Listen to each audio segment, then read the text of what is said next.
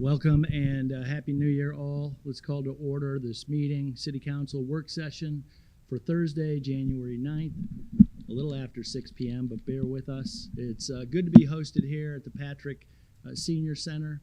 I'd like to thank them very much for being gracious and allowing us to have these meetings here while City Council chambers are being updated and upgraded. We do have everyone here today, so we have a quorum. Welcome, Happy New Year to all. We'll start this meeting on the best note possible, and that is with prayer from a good man of God. He's a doctor. He's a senior pastor. He's got a lot of titles, and he's just an all-around incredible man. Please welcome for the invocation, Senior Pastor John Howes from People's Baptist Church, right here in Kings Mountain. Please remain standing after that for the Pledge of Allegiance. Shall we pray? Our Father and our God, Lord, we come before you, first of all, with thanksgiving for allowing us to see this another year. And God, we thank you for the weather, realizing it could be a lot worse than what they're predicting, but you're still in control. But most of all, God, I pray for this city that's called the Kings Mountain. And I pray for these women and men who serve on this board. Lord, since it's a new year, I pray that you allow every council member to forget those things that are behind them. And let us all press toward the mark of a better and new Kings Mountain. So, Father God, we ask you right now to give us wisdom. Give us understanding. And God, most of all, let us be concerned about everyone in this city. Because we learned through the western part of North Carolina that nobody knows what tomorrow may bring. We know there were a lot of different types of people, but when the storm came through, everyone was in the same boat. So God, I ask you right now to let us not allow this ship to sink, but maybe be mindful that we are our brother's keeper. So God, I'm thanking in advance for wisdom. I'm thanking for understanding. But most of all, I thank you, God, for putting your hand on this city so that we might live up to the title of the King's Mountain. So God, we ask you to continue to keep us and bless us. In Jesus' name we do pray.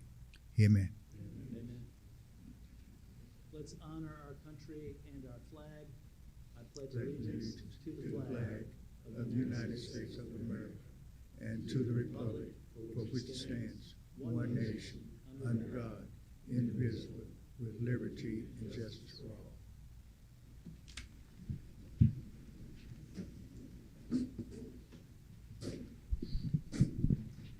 Number 4 on the agenda tonight is mayor, council member, and city manager remarks. I do have a quick one. As mayor for a year now, I just want to thank this crew, council, for teaching me a lot in the last year. I have a lot of respect for everybody who's here. I appreciate all the help in that last year. Mr. Phil D., you bring a breath of fresh air, and I'm excited for what this council does in this next year. So thank you. Does anyone have any comments? Very good. I would like to introduce our interim city manager, Mr. Todd Carpenter. The first question, what does the V stand for? Vincent. Vincent. Very good. Yes, well, sir. welcome. Thank you very much. And I do have a comment. Yes, absolutely. I have two, actually. One is just to, as you all know, we have weather coming in. The city's prepared. You've been getting notifications as to what's going on. We'll keep an eye on it tomorrow. I think they're now calling for 3 to 5 inches. It's already freezing cold, so I would expect it to start laying on the road pretty quickly. But as we assess the situation and make decisions on how to best manage it, we'll keep council and our citizens informed. My other comment is, yes, thank you all for all the support you've given me. I know this is only my 5th day, working day, but I do appreciate all your support, and I hope to be able to do a few good things for Kings Mountain while I'm here.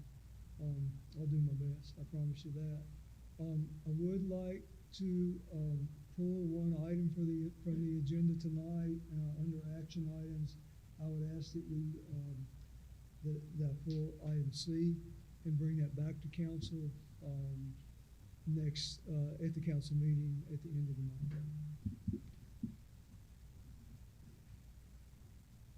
All right, very good. So action item 7C to be removed from tonight's agenda. Yes. Yes, I'd like to remove that from the agenda. Very good. And Mr. Corey, do I make a motion? And okay, very good. Thank you so much. And thank you, Todd, and welcome. Absolutely. All right, moving on to number 5, presentation and discussion items. 5A is a presentation and discussion regarding city manager recruitment. And with that is Steve Strauss from the Development Associates. Is that correct? Okay, thank you. Thank you. Thank you all for having us at your session tonight. My name is Steve Strauss with Developmental Associates. I'm president of Developmental Associates. I think you all know we're a firm located between Chapel Hill and Durham in North Carolina. And we've been in operation. I started as a sole practitioner over 30 years ago, and we've been in operation now for 15 years as a company. I want to ask Andrea Surratt to introduce herself. Andrea is a key member of our team, and she'll be working closely with you all on this project. So, Andrea, please introduce yourself. Yes, thank you. Good evening, Mayor, members of council. I'm Andrea Surratt. I'm one of the senior consultants with Developmental Associates. I've been in town government, local government for 34 years and have worked most of that time in North Carolina, over 20 years in North Carolina. I'm originally from there. And I worked in Wilmington, Wrightsville Beach, a short time in Moore County, but most of my time was in the city of Hickory as assistant city manager and then interim manager. And then I went to Bozeman, Montana, became city manager there and worked several years and returned to the Southeast due to parent illnesses and ended up at the city of Sandy Springs, Georgia, which is in the Atlanta metro, and that's where I retired from. I'm starting my 4th year with Developmental Associates. I'm very pleased to be a part of the team. It's a great group, and I look forward to working with you all this evening and in the future. Thank you. Thank you. Thank you, Andrea.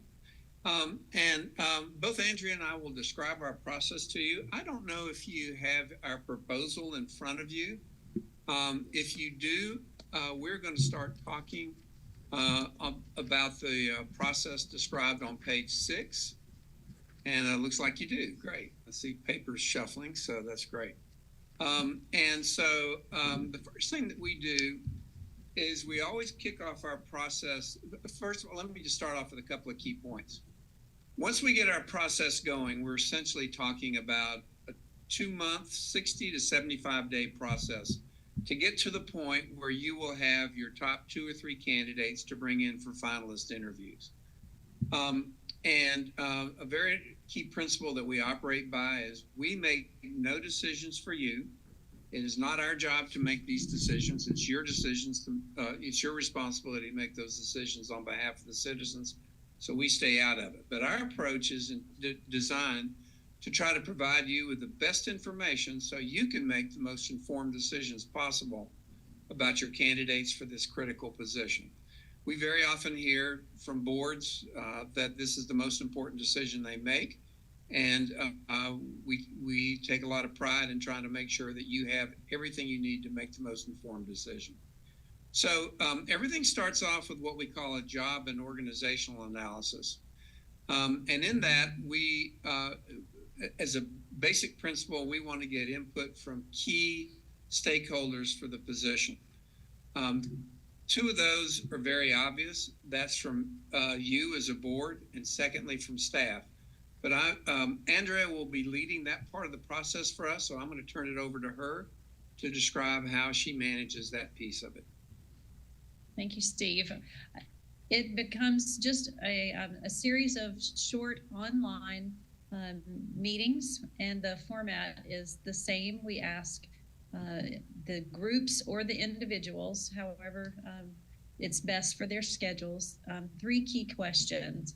What are the challenges and opportunities facing the community or the position or the organization in the next 1 to 3 years? And that's a sort of a strategic short-term horizon. We then ask what are the top 3 to 5 priorities that the person coming into the position would need to tackle right away in the first 12 months. And then finally, we ask all of the participants to give us their feedback on some intrinsic qualities, some key skills and abilities of a successful city manager in this case, and people would a successful person in this position.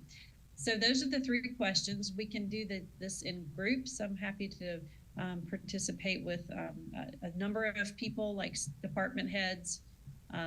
We can do boards and commissions.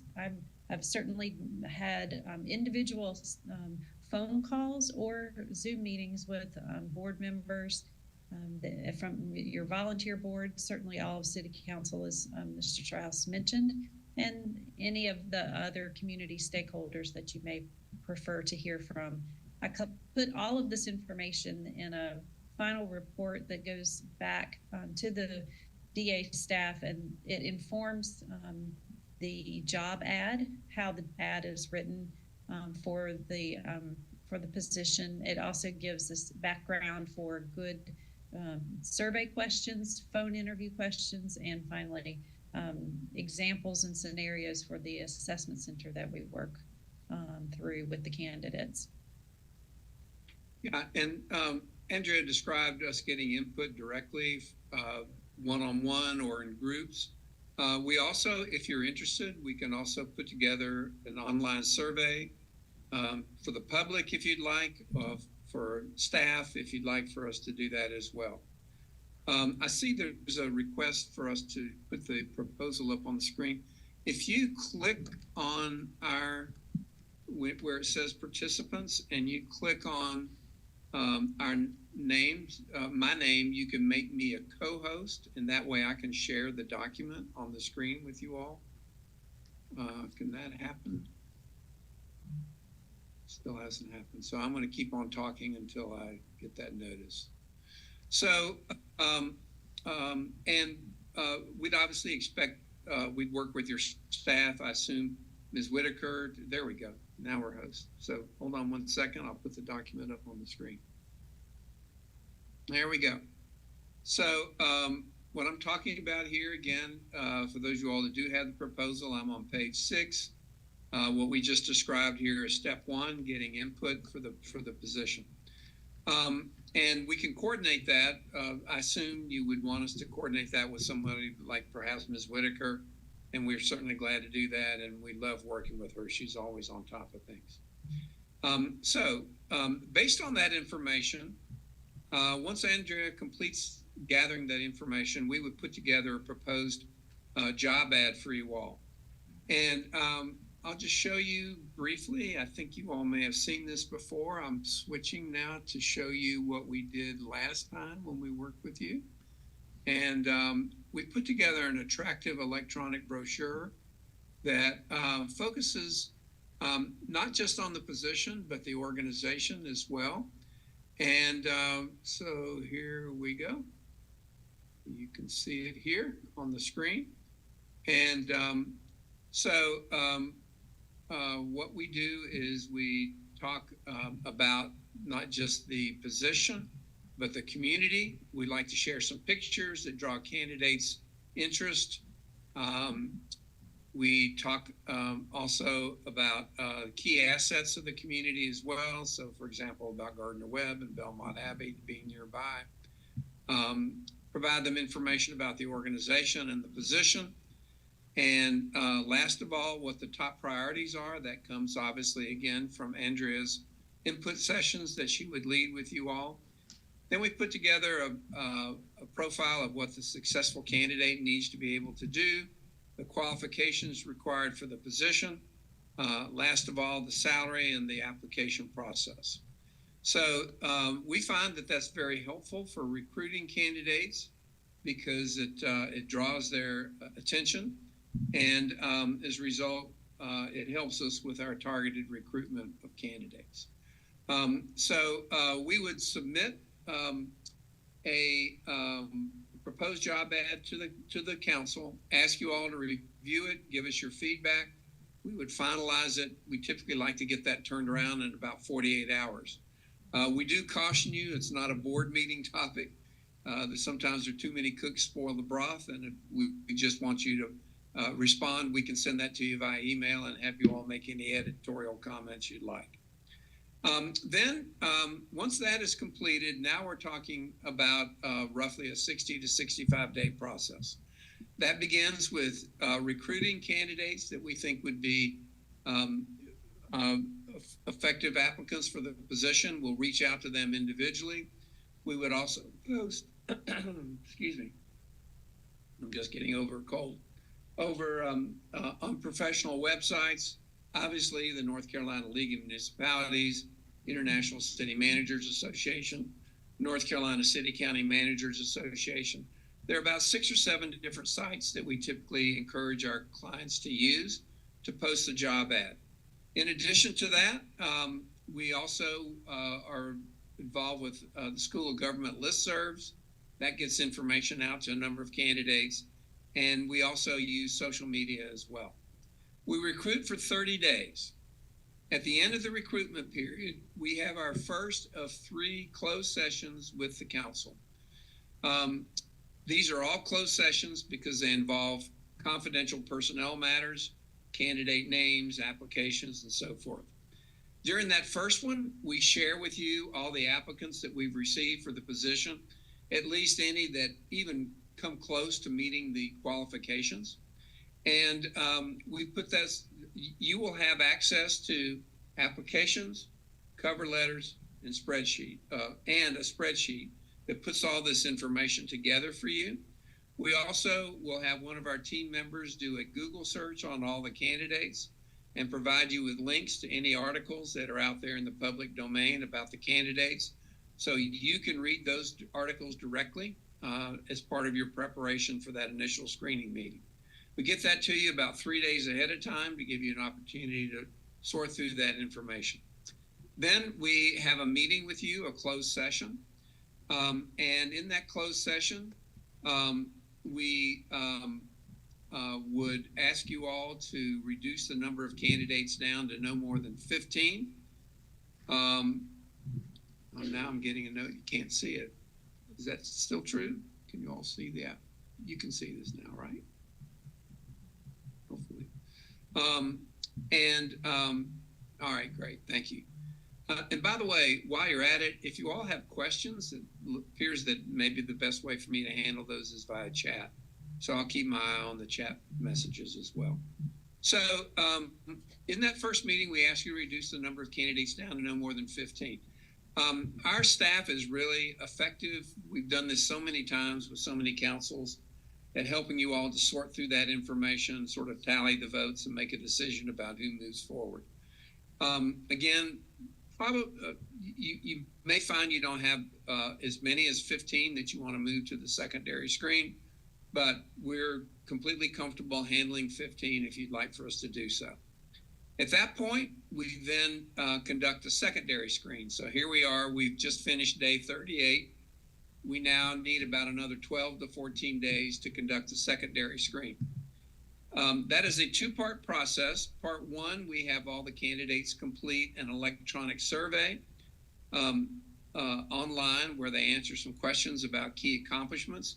The other piece Andrea would carry out, which are some screening interviews with those top up to 15 candidates, and I'll ask Andrea to describe that as well. So that is a phone call that I conduct with each of the candidates. They sign up for their preferred time slot. The interview takes roughly an hour, and then I fill in the report and provide that information back to the DA staff, who compile it into a spreadsheet of rank order for just the phone interview portion. And so I talk with each candidate at length. All the questions are the same. And certainly we try to make sure that the interview questions reflect the position priorities and those challenges and opportunities that you all have identified in the job analysis. And we have a particular rubric that we use to score the candidates in their responses. So it's not just my opinion about how they answered, it's based upon behaviors that they demonstrated in the phone interview, and then where they fall on the continuum of either a really strong response or a less effective response. There's also a survey that's done by the candidates that's separately screened. So there are 2 opportunities to get input from those top 15 candidates at that time. And I would add one more thing that Andrea will do invariably during this initial screening meeting. Board members raise questions about candidates. Why did they leave this position so quickly? Why would they be willing to take a bit of a salary cut in order to consider this position? Various questions come up about individual candidates, and when those arise, we'll make note of those, and Andrea will ask those individualized questions as well to make sure, again, you get complete information on all the candidates. We then would meet with you after Andrea has conducted those interviews. One more point about all this. I should have said earlier, once we complete the job ad that you all have agreed to back here at step 2, we would also agree with you on all the dates and times for these meetings. All of you are busy folks. We go ahead and lay out the entire schedule up front so you know exactly when to plan for everything on your schedule, and you can build that into your busy workload. We also know this is budget season, so you want to be able to do that.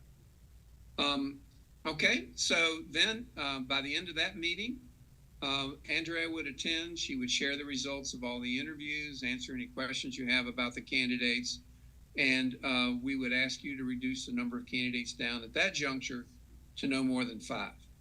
Those folks will then go through our skills-based assessment, and let me explain a little bit about the reason behind that. We also are doing a little something new with regard to that you may have an interest in. So all of us are accustomed to interviews. The 3 hiring methods that are used in every position are review of resumes, reference checks, interviews. That's a standard part of any process. It's a standard part of our process. However, we argue that interviews are also the source of a lot of mistakes in hiring.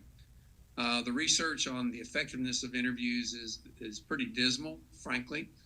Nationally, there's a leadership failure rate of 30 to 60% of leaders who don't really work out longer term in the position. And so one of the reasons for that is the over-reliance on interviews. You all may be familiar with the old saying that if the only tool you have is a hammer, then everything begins to look like a nail. If the only method you're using to really evaluate the candidates is an interview, and frankly, even the application or resume really doesn't tell you what the candidate's skill set is. It tells you whether they have the qualifications, but it doesn't tell you, for example, if they can do an effective budget analysis, if they can manage staff well, if they can run an effective meeting, even if they can write. You don't even know that from an application or resume. You'd like to think they could, but you don't know that for sure because you do not have direct evidence of that. In an interview, you can gain direct evidence on 3 very important competencies, but only 3. A, their oral communication skills. That's essential for a managerial position to be able to communicate well. Secondly, you can find out what they know, so you can ask them questions about what they know, for example, about technology, about planning, about budgeting, and so forth, and find out what they know.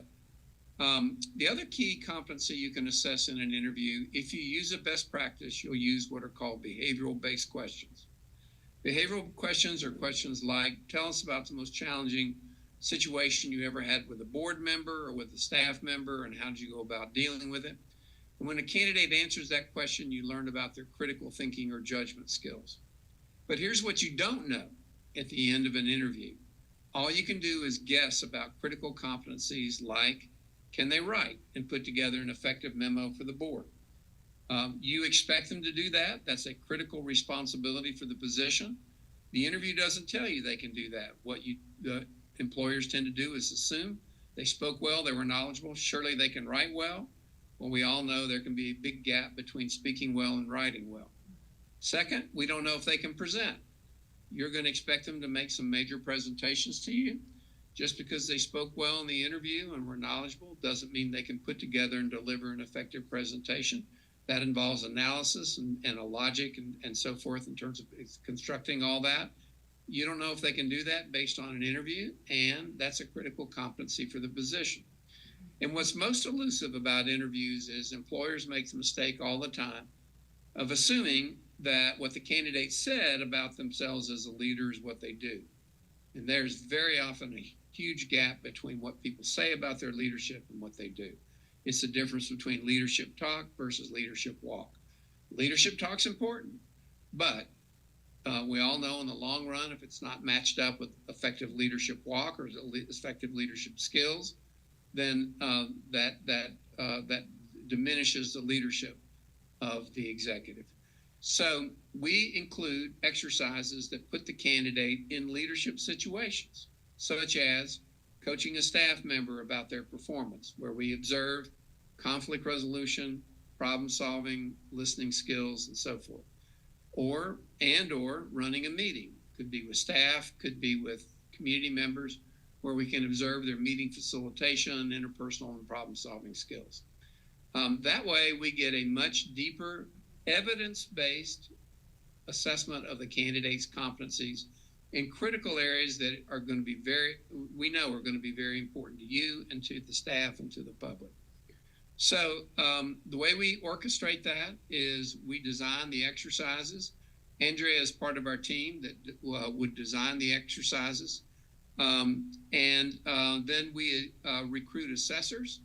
The assessors typically, we can negotiate that some with you if you all have some interest in that.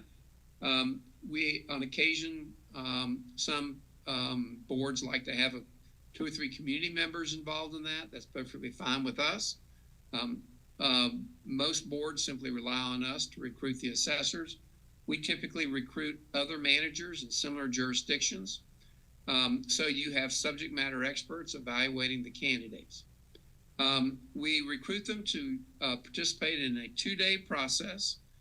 We always do a Thursday, Friday.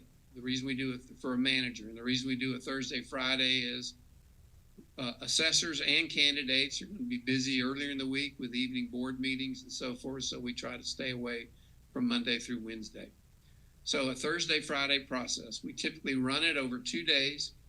Day 1, we spend the entire morning training the assessors on how to carry out the exercises, and a very important point, objective behavioral assessment of the candidates. We keep opinions out because when we provide opinions, we're filtering information for you. We want to give you direct firsthand information. So we'll tell you factual things like, did the candidate spell words correctly? Did they get everybody involved in the meeting discussion? Those kinds of, did they listen? Did they interrupt? Did they cut people off? Those kinds of things. We will directly observe their behavior, feed that back to you. We do that over 2 days, and then we conclude by each assessor team, and each team's typically about 3 to 4 folks, will meet with the board and share their feedback on each of the candidates, with how they performed and so forth. Also, they'll answer any questions that you might have as well. One more thing about that we use during that assessment is we also have the candidates complete the emotional intelligence inventory, which is described for you all on page 10 of your materials. It looks at a variety of psychological factors that are important. These are the kinds of things we try to glean in an interview, such as how the professionalism of the candidate, their commitment to high performance, their self-confidence. Can they be effectively assertive? Do they have empathy for other people? Are they objective, reality-based when they make decisions? Can they be responsive to stress? And can they be reasonably flexible when they're dealing with challenging circumstances? So we share those results with you as well on each of the candidates.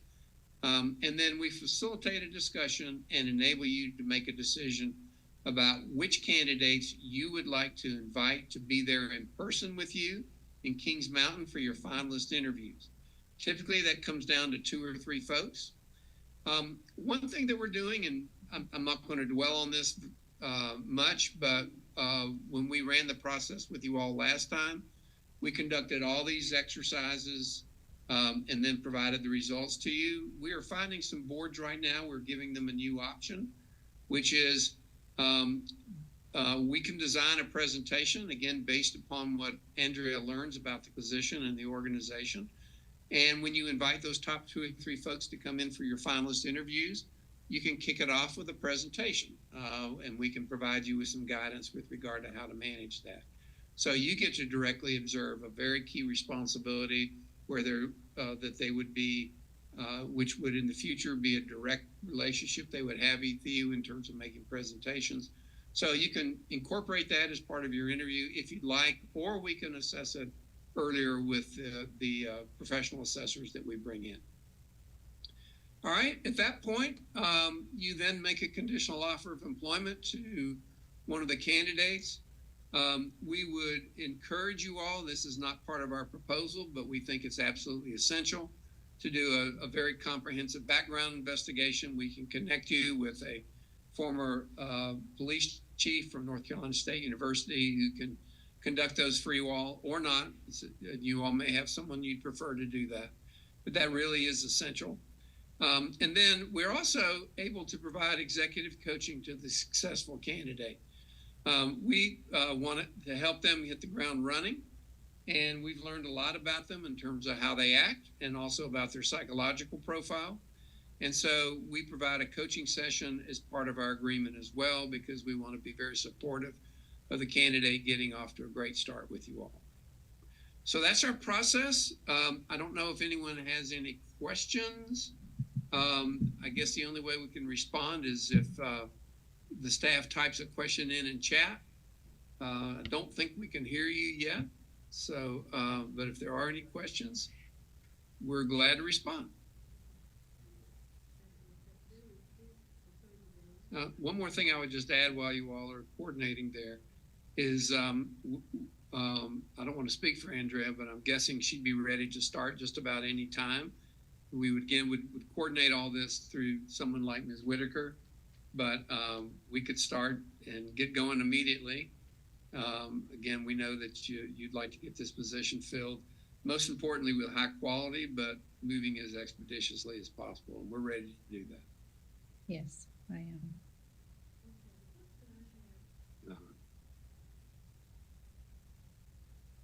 Absolutely, yes.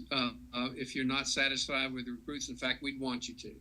If you're not satisfied with that, we would back up, rethink the schedule, and renegotiate the schedule with you, and we'd go back out and recruit again. And so, absolutely. If we don't have good quality coming into the process, it makes no sense for us to continue to belabor it. Let's go back out and recruit again and get good candidates. So, yeah, absolutely.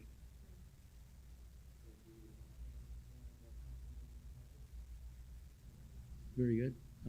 Councilwoman Shara Miller. I may have missed this, but so what is how long will this take? I know there's the 30 days for recruitment and there was time before that. Was it 60 to 75? Okay. Excellent. Any other questions, Council? Yeah. Yeah. The length of the process, once it'll probably take us a week to 10 days to get on your schedules and for Andrea's schedule to get these initial input sessions completed. I mean, we can move faster than that, but usually it just doesn't go any faster than that. But we're glad to do so. But let's assume a week to 10 days to get that completed. Once you all have finalized the job ad, it's 60 to 65 days to get to the point where you know who your top 2 or 3 folks are that you want to invite in for final interviews. So we're talking latter part of March. I think we could do that. We could have you identify your top couple of folks by the end of March. 1st of April is the latest. Very good. I do think that's the end of questions. Will you, Madam Clerk, just thank them for a terrific presentation? Any other questions? Looks like we there's some may others. have one more Yeah. question here. Go ahead, Ms. Thomas. I'm sorry. Are you out? Never had this experience before. This is Okay. Are you out? No, Oh, okay. you're good. Oh, okay. Yes. I was just gonna ask, if we have additional questions, can we email those questions to them? And then the questions that we ask, that they can respond, that so that all council members can have their response? Again, while we're waiting, I think looks like you all are anticipating more questions, but our plan at this point would be to ask you all to have one of your staff reach out to us who could help us with coordination, and we would go ahead and start getting dates set up and get moving right away. Yes, absolutely. Yes. If you have additional questions, absolutely, you can email them to Andrea and I.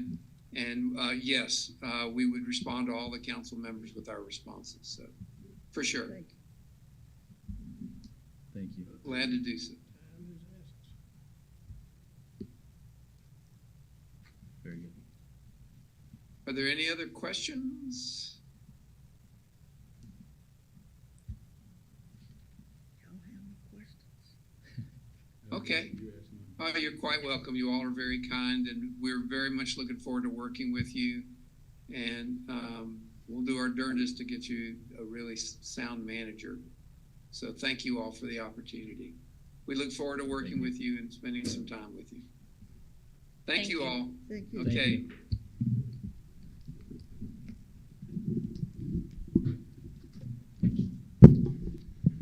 Something about that process reminds me of the days of AOL, waiting for it to kick in and give us internet, but we got through it, and it was a great presentation. So thank you for your patience in that. Number 6 is citizen recognition. Persons wishing to appear before council during this portion of the meeting should register their name with the city clerk prior to the beginning of this meeting. Citizens may address the council regarding matters including on this work session agenda. Each presentation will be limited to 3 minutes. Madam Clerk, has anyone signed up to speak tonight? Very good, thank you.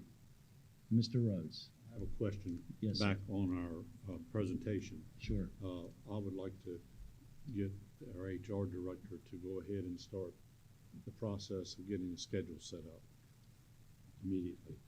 Are we in agreement with that? We just didn't say that. Is everybody? Okay, good. Thank you. Yes, of course. Sounds like what they suggest, the only citizen input is maybe in the beginning when they're getting surveys from staff, maybe from citizens, from us. Is that what I understood? Or will there be other opportunities to get input from? I mean, I'm just asking. Go ahead. Yes, of course. No, because it is very private. I mean, Todd will tell you, that we're dealing with people that probably may already have a job, and so we can't bring people in and, I mean. Oh, no. They'll have input on the front end to say what they want. Right, that's That's what I if was we desire, asking. if we Correct. desire. Right, that's what I was Right. at. No, I know that Yeah. any candidates would Once not we- be once- interviewed once- by once it gets anyone past- but us. Yeah, Right. Once it gets past that stage, that first, 5 days or something, then pretty much is us. Yeah, Yeah. that I Okay. understood. I just wanted to make sure that there were some opportunities for citizens to give their input, not for them to interview. Basically what you expect in the manager, that's what they're Correct. gonna put the Yeah. brochure together, yeah. That's right. I Yes. One of the things that we did last time. Are you able to step forward to the podium, please? Thank you. One of the things that we did last time is we included community members in the assessment centers. And that's a great way to have folks participate. I understood one of the things they said, that if we wanted to involve other community members, then they wouldn't have a problem with it. So I think it would be up to us as Correct. to decide How we want to we handle it. involve That's right. them. Yeah. So they Did were we not okay talk with about that. doing a survey to the citizens of some sort, so we could get some feedback from them? That- We talked about that a couple of weeks ago. Mhm. Did that ever take place? No, because we're just now starting, right? Okay. I mean, That would, yeah. they we would need to Yeah. do that if we're gonna do that, so who would do that? Would they create a survey and we say, put it out on Facebook or? Okay, They did. I will say that the timing was a little off on that survey. That survey reached homes when you guys were already in the process. We just have to make sure that survey is in those homes, like Jay says, at the beginning of that process. Mhm. So there's no confusion, because what'll happen is the residents will cry foul yeah. at any opportunity.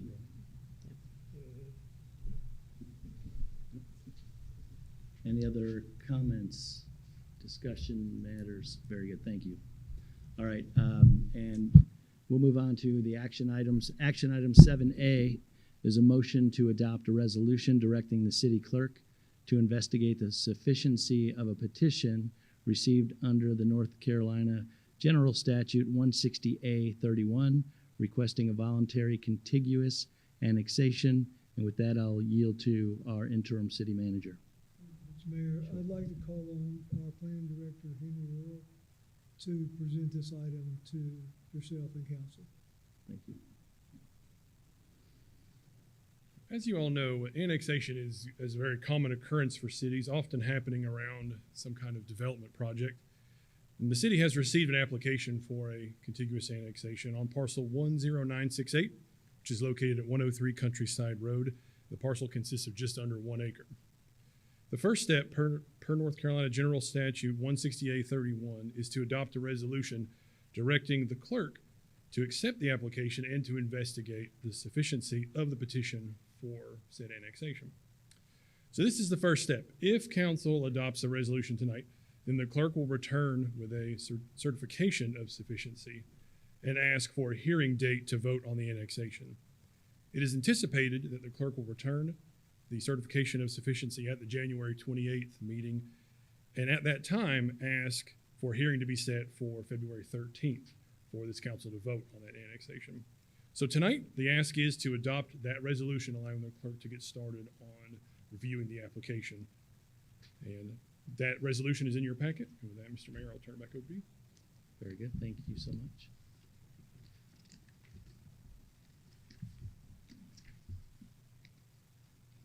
Thank you. Very good, council. Do I have a motion to adopt the resolution directing the city clerk to investigate the sufficiency of this Hold on, Mr. petition? Mayor. Mr. Mayor, I'd like to ask to be recused from any vote here as I'm involved in that petition. Very good, thank you for that transparency. And may I get a motion? Is the motion to accept Mr. D's recusal? Very Okay. good, so we'll start with the motion to recuse Phil D. And I'll make that motion. Mr. Tommy Hawkins with that motion, I'll and second. seconded by Shira Miller. And let's vote. That is everybody. Thank you so much. All right, and now we'll move to the motion as is, and that is the one to adopt the resolution. And do I have a motion for that? Mr. Jimmy West with the motion, Mr. Tommy Hawkins with the second, and let's vote. All in favor? Show of hands. That is everybody. Thank you again. We'll move on to 7B, which is a motion to adopt a resolution requesting that the Gaston County Board of Commissioners reappoint Edie Bergstrom, Gaston County ETJ member on the Planning and Zoning Board and Board of Adjustment for a full term expiring December 31st, 2027. Mr. City Manager. Mr. Mayor, our city clerk, Karen Tucker, will present this item to the board. Very good.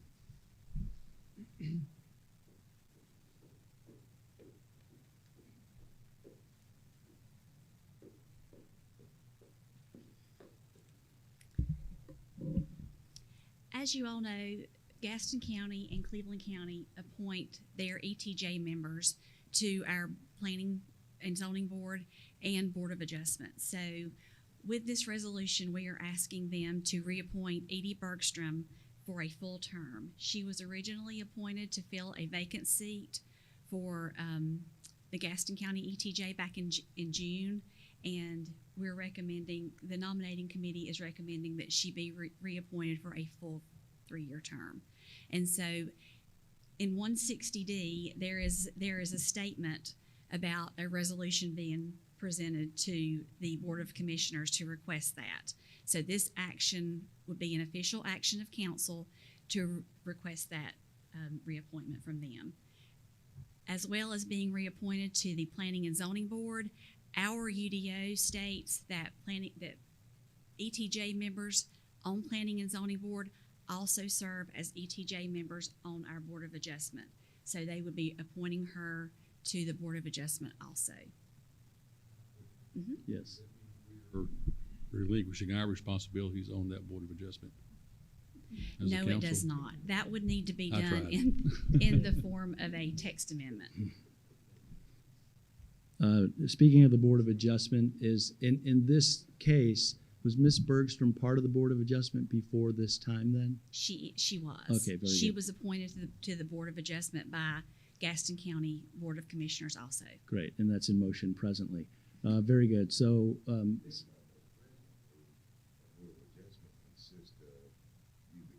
right, correct. Yes. That we would like to go back to the previous establishment. Yes. Yes. Thank you.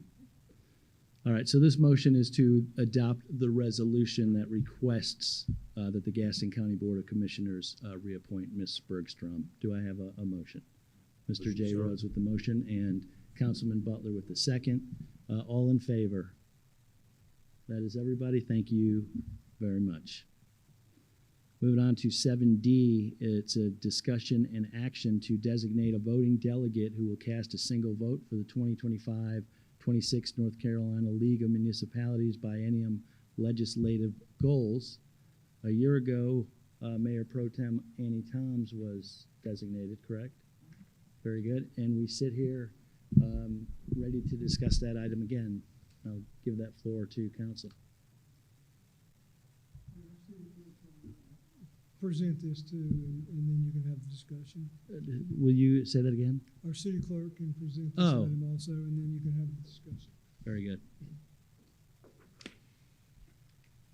So the League's legislative goals development process is near completion with the exception of municipalities and towns casting their votes for their priorities. The designation of a single delegate is an annual occurrence with council, and it should be, it's done to allow the city's vote to be cast in one single vote. Once the delegate has been assigned by council, that individual will receive official voting instructions and a ballot. So as the mayor has opened the floor for discussion, you have the 16 goals before you in your package. You would need between now and January the 16th to, well, you need to establish your delegate tonight, and that way I can let the league know in the morning, you know, where to send the ballot and the instructions.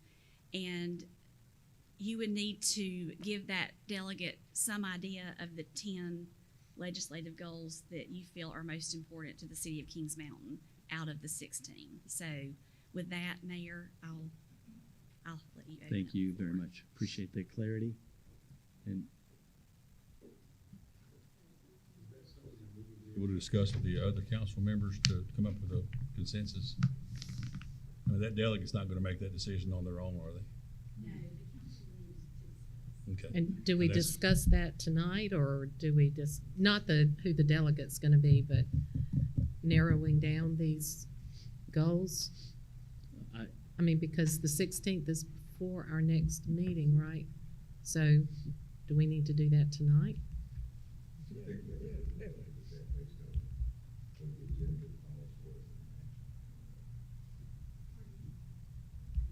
The action item, which is 7B, right. indicates it's only for the designation.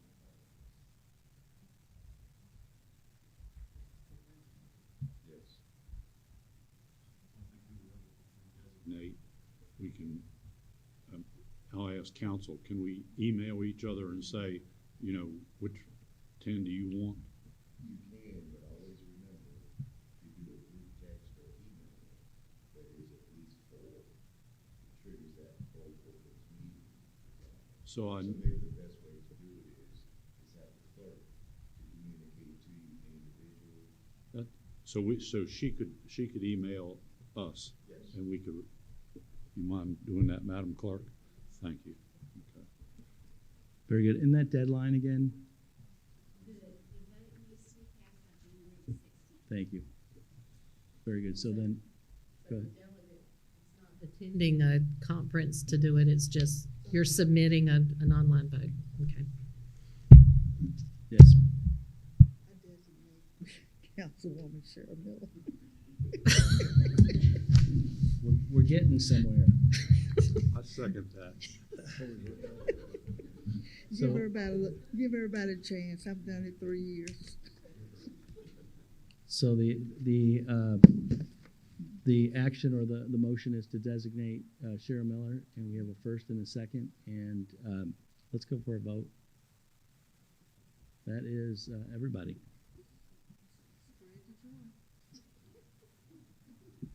Mr. Clerk, you'll get us you'll work with Shara, get us an email for us to read through these and then send you the 10 that we want. Is that correct? Okay, thank you. And thank you, Ms. Toms, for serving in that capacity last year. All right, number 8 is a motion to close the regular work session and enter into a closed session pursuant to the North Carolina General Statute 143-318.11A3 to protect the attorney-client privilege. Counsel. Mr. Rhodes with the motion and Mr. Phil D with the second, and let's vote. That is everybody. Thank you so much.